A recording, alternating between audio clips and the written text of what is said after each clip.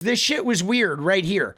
This is in Coeur d'Alene. This is a woman who was sitting in the town hall and she got kicked out. She had spoken up and then some guys came up and removed her. This guy's the sheriff. He's got a sheriff badge. We don't know who the other guys are. And then they said that she bit them or something. When he was grabbing her, she fucking bit him, which, I mean, dude, I guess I understand. Like, who is this guy? Why is he fucking dragging her out? But what I don't understand is why are people being removed, people who aren't causing a ruckus, being removed from a peaceable meeting like that? It says at today's KCRCC event at CHS Auditorium in Coeur d'Alene, the public was not allowed to comment. Those with differing perspectives were repeatedly told to shut up or get the hell out. And when one woman simply asked if this was a lecture or an actual town hall, she was forcibly removed. And we're just taking care of the rabble-rousers. And eventually what's going to happen is everything's going to settle down and we'll get back to hearing the legislators. Because really, you didn't come here to listen to me. I just happen to have a nice loud voice and a big microphone. And I can talk over all of you. And I can just talk for on and on and on. And look at this. This little girl is afraid to leave. She spoke up, and now she doesn't want to suffer the consequences.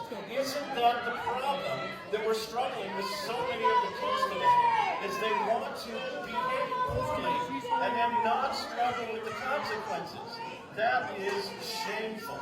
I think what we've got right now is a situation where these folks are trying to filibuster and shut this whole program down. Unfortunately, they're being successful. So all of you who came here to hear the legislators, I applaud you for sitting there and quietly listening. I promise. He doesn't have a badge. He's not a law enforcement officer. A little aggressive with some of these folks here. Here. Oh, no, I shouldn't be removed. I shouldn't be allowed to cry and yell and scream. I shouldn't be able to allow you to interrupt. Let's go.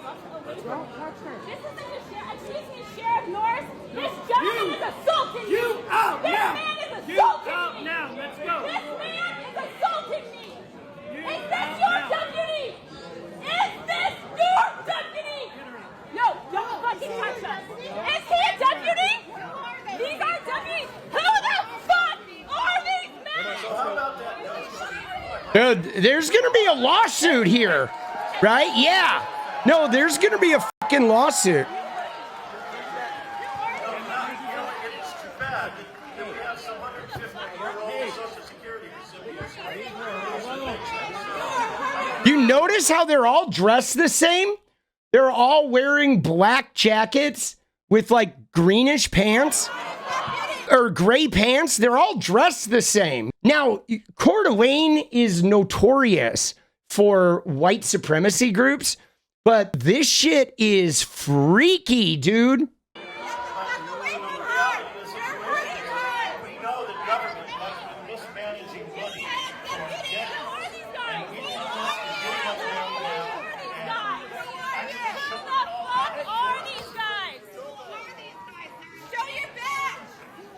Look at him doing a fucking armbar on her. Yeah, that's what they say to rape victims. You fucking piece of shit. You refuse to. Oh, dude! Who are you? Did you see what she said? That's what they say to rape victims, you fucking piece of shit. Okay, so now here's the deal, though.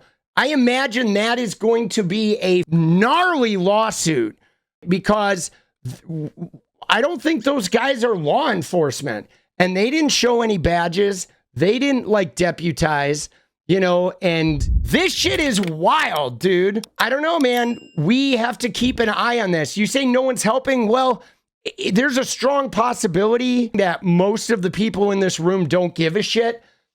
Northern Idaho is bad. It is like one of the gnarliest places in the country as far as white nationalism goes.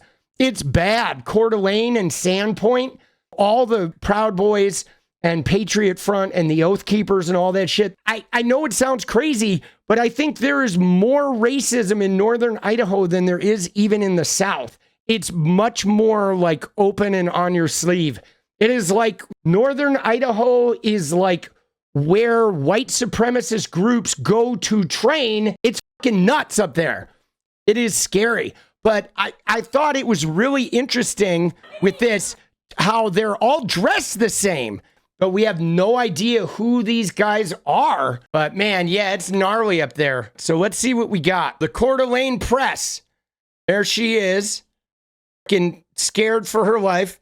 Teresa Borrenpohl dragged out of a Republican Central Committee's legislative town hall after making remarks from the audience. She was asked to leave. She was pulled from her seat, wrestled to the ground, dragged out by 3 unidentified people. Kootenai County Sheriff Bob Norris is telling her to get up or be arrested. They had a town hall that nobody could speak at. Coeur d'Alene Police Chief Lee White said the men who dragged her worked for a private security firm, LEAR Asset Management. Okay, these are the guys, a security contracting firm pairing the right personnel with the right task.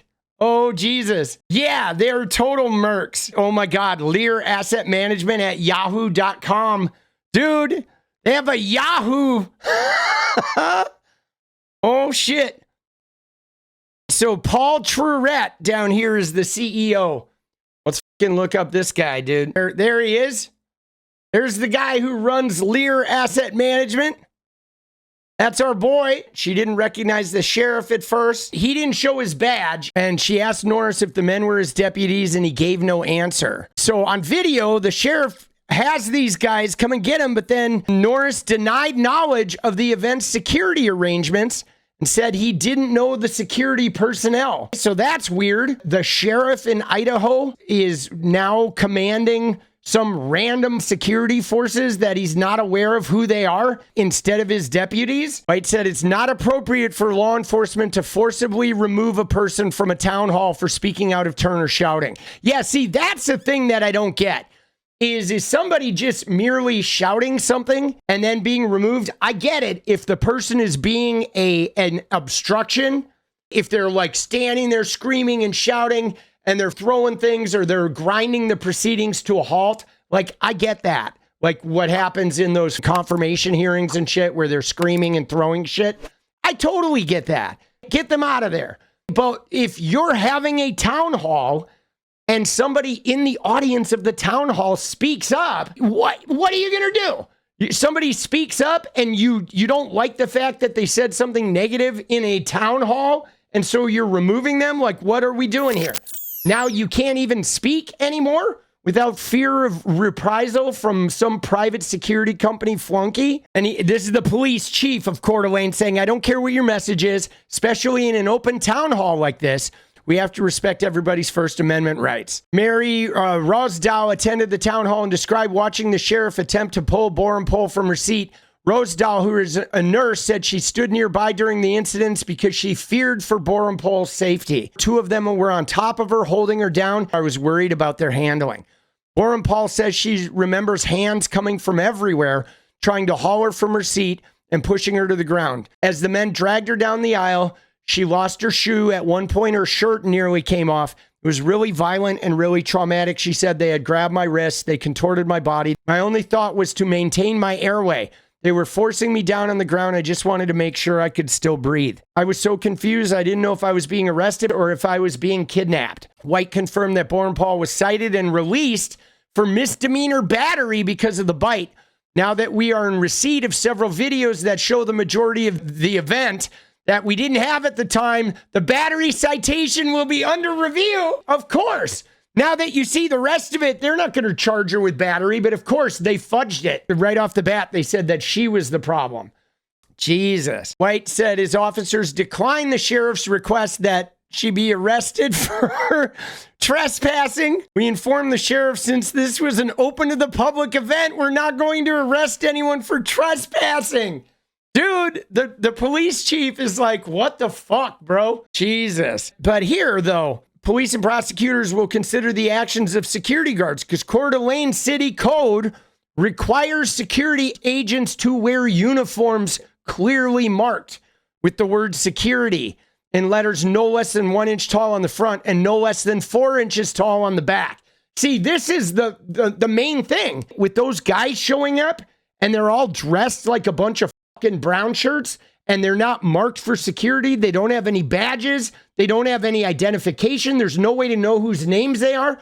Like, she didn't know if she was going to end up in a van on an Oath Keepers fucking ranch or some shit. I mean, dude, the white supremacy groups up there are crazy. The security personnel at Saturday's town hall were in plain clothes with no visible sign they were security.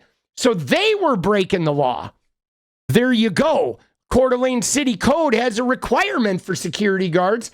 We find out the security is breaking the law. Of course they are. As far as I know, LEAR has a license, but not a license to perform activities such as this. If LEAR Asset Management is determined to have violated city ordinances, the city can suspend or revoke the firm's license and they may prosecute. These guys, jugheads, bro. Motherfuckers, bro. So Borrenpohl has run for a seat. So she's a politician, too. The woman who got dragged out. She ran as a Democrat for the legislative seat in 2020, 2022, and 2024. Dude, can you imagine? I can't imagine being a Democrat living in a red space like northern Idaho. I don't think there's a more white supremacist place in the country than up there. I think a lawsuit is in order. That's what I think. I think a major lawsuit is in order because these guys didn't have clear markings of security on their body. I think that sounds like a fucking lawsuit. I think this motherfucker should be picking up the tab. Oh shit, they're all replying too. Little boys and their toys. Dude, look at them. They all found him. Everybody's coming in here. People are using Google. Dude, this guy, bro. Oh, I love it. According to this, a fish and game commissioner named Paul Trouette, who just spent 3 days in the woods, reported seeing carloads of Hispanic cartel-type vehicles flooding the roadways. Dude, he's from Nevada, and he's, claiming that he saw cartel-type vehicles. Oh, shit, dude. Of course he did. Don't call them private security. In a video he posted on Facebook, Hunter had a long verbal encounter with a man later identified as Paul Trouette, the head of LEAR Asset Management. Simmons was skeptical about what he called a loophole allowing Trouette, a professional private security provider, to operate as a safety manager or safety specialist in an area where private security is not allowed. So, dude, this guy, it looks like there's some history. They're the guys that go around strong-arming and shit, but they're doing it where they're not even supposed to. Like, these guys are private security that don't pay attention to the fucking law, is what they are. So, yeah, dude, these guys are total dirt mercs. They are. They're guys who terrorize, hired as like thugs. I think security is kind of it makes them sound passive, but they're more aggressive and they're not concerned about the legality of their scenario. This guy just stinks to high heaven. And here he is. The arrests were notable because the protesters were placed under citizen's arrest. Oh, so dude, so what they're doing is these are public lands, and when people go and protest the logging, they hire these guys to fake arrest people. But this is gnarly because they're doing this in California too. They're hired thugs, and then they're out there arresting protesters illegally. Dude, fucking dirty, bro. These private militias are like super emboldened. And here he is. LEAR Asset Management founder and chief security officer Paul Trouette filming protesters in the Red Tail. Trouette is known for besieging an activist in a tree sit for over a month with no food and water in the Rainbow Ridge protests, and for heavily armed raids on pot gardens in Mendocino and Humboldt counties. Dude, they did pot raids. Dude, what the bro? LEAR's agents presented themselves as safety officers to get around the internal prohibition on timber operators or mills hiring their own security on public land.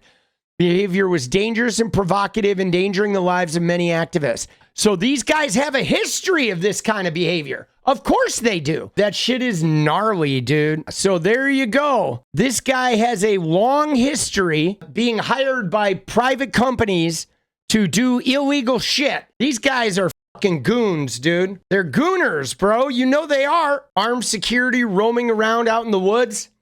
That's fucking dangerous. And those guys are like power tripping and shit. You know what I was thinking about when I was reading about this Paul Trouette, this LEAR Asset Management guy? What I was thinking about with these guys is I was thinking about the dad, the ex-military dad in the movie American Beauty. Remember the guy who had like the German pistols and like a Nazi plate in his cabinet? That's what I was thinking about with this fucking guy when we see him and how they like that's the type of guy who would have like Nazi memorabilia and he'd be like, oh yeah, I know they're Nazis, but it's just a World War II relic. That's what these kind of guys are. They'll have like a Nazi gas mask on a shelf somewhere in their fucking office that they think is just this really important relic. And it's like, homie, that's fucking Nazi shit, you fucking weirdo. What is up, guys? Thank you so much for watching. You like the video, you want to support independent resistance media, you know what to do. Drop that sub, hit the like button, and please share it. And we do love our members, so if you want to become a member, it's another really great way to support. Thanks again for everything, guys. I'll see you next time. Let's go.